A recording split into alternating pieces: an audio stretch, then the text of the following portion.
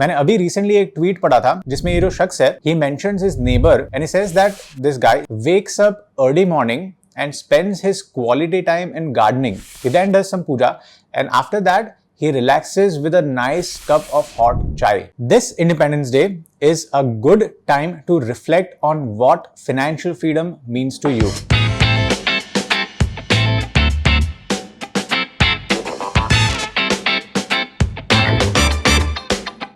This neighbor's net worth is at least 50 crores. And in the tweet author's view, and in my personal view as well, this is what financial freedom looks like. It is the freedom to do what you like and how you like it, irrespective of the net worth that you have. You wish to spend more time with your parents, your spouse, or your kids doing the things that you like. Maybe you wish to travel the world. Maybe you wish to travel a foreign country, but before that you wish to learn a foreign language. Maybe you wish to take days off without having to worry whether your boss will approve of your holiday. Or you wish to wake up every morning without having to set up an alarm. Well, if you wish to do any of these, then it is imperative that you have financial freedom, that you don't have to worry about money, right? Well, how do you achieve this freedom? That's what this video is about. If I am to sum up this video in one sentence, it is this: we achieve financial freedom by maintaining that delicate balance between delaying gratification on one hand and learning to live in the present on the other. Now, let me elaborate on these two further. What exactly is delayed gratification? It is, as the word goes, sacrificing your near-term indulgences for longer-term success.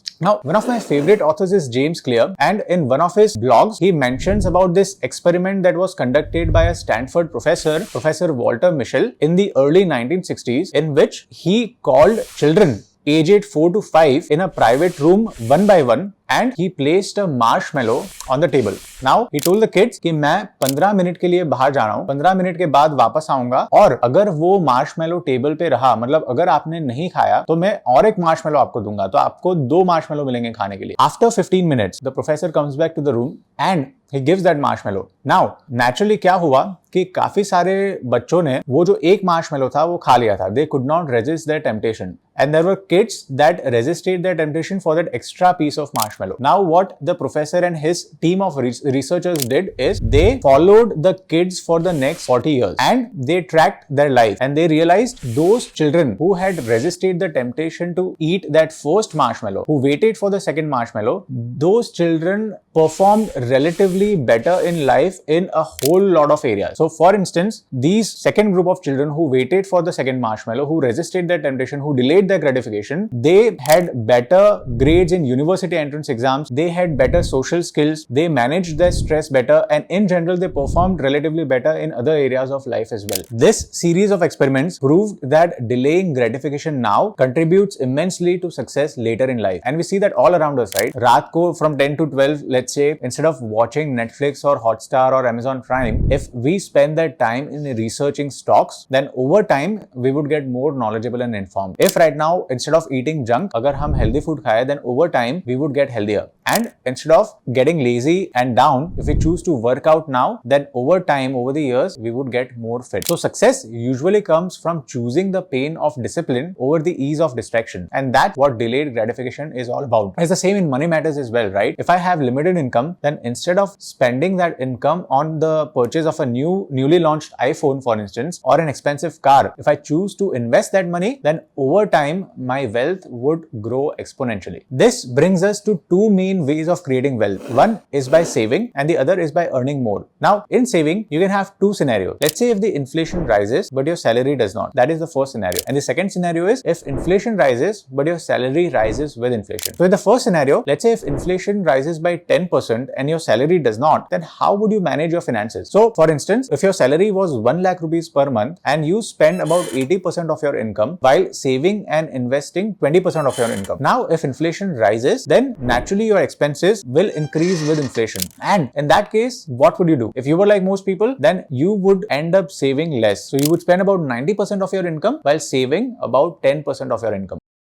Well, I propose you another approach. How about reducing your discretionary expenses? By discretionary, what I mean is those expenses that are not absolutely necessary for your survival. This includes, for instance, ordering food online on Zomato or Swiggy, or taking Ola and Uber over cycling or walking. If you smoke or drink, then by all means reduce those expenses, or even better, cut down on them altogether. You see, I know so many people who don't even have medical insurance for their spouse or themselves or for their parents, but they spend about 1000 rupees per month on smoking. That is minimum, right? So if you spend 1000 rupees per month on smoking, then over 12 months you end up spending 12,000 rupees. And in 12,000 rupees, you can get a health insurance for you as well as your wife or your husband. So these are discretionary expenses that you can cut down immediately in order to save more. So if inflation is more but your salary does not, then cutting down on discretionary expenses is absolutely critical. So really review what you spend on, make a budget, and then optimize your expenses so that you end up saving and investing more even in a rising inflationary scenario. Now, another important point to keep in mind is if the inflation rises and your salary as well, then in order to create wealth faster, one option is not to increase your expenses with the increase in salary, but instead to choose to increase your saving as well as investment. So even in this case, you are in a way delaying gratification. So inflation is rising, your salary is rising, but with the increase in salary, instead of increasing your expenses, you are increasing your saving and investment.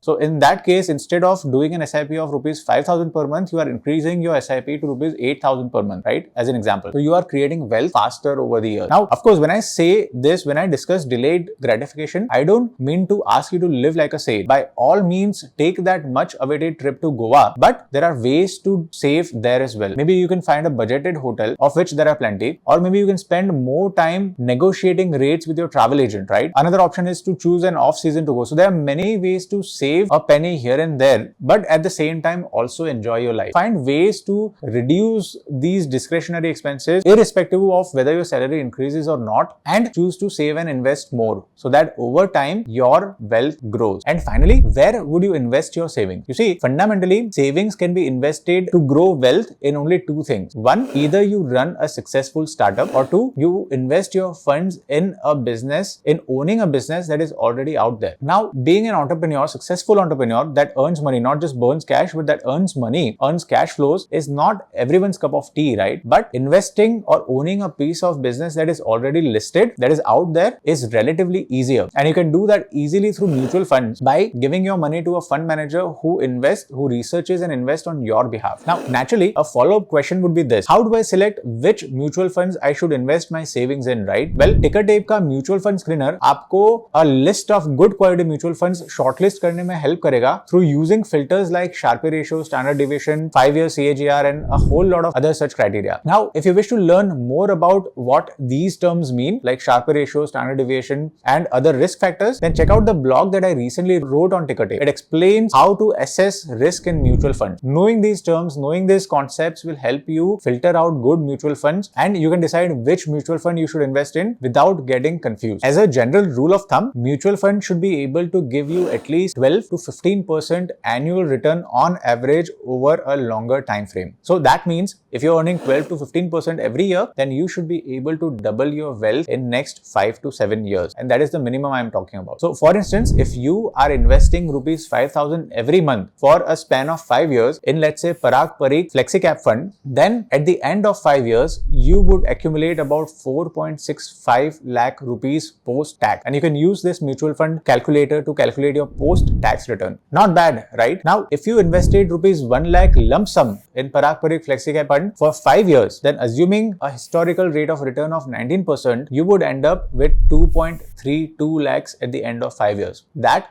is more than double. And that is the power of investing in businesses for longer term. It helps you create wealth exponentially. So that's it for this video. But there is one more thing. If you wish to subscribe to Tickertape's Pro features at an exclusive 15% discount, then use the code IND, IND15 during checkout. Here's wishing you a terrific journey on your way to achieving financial freedom. A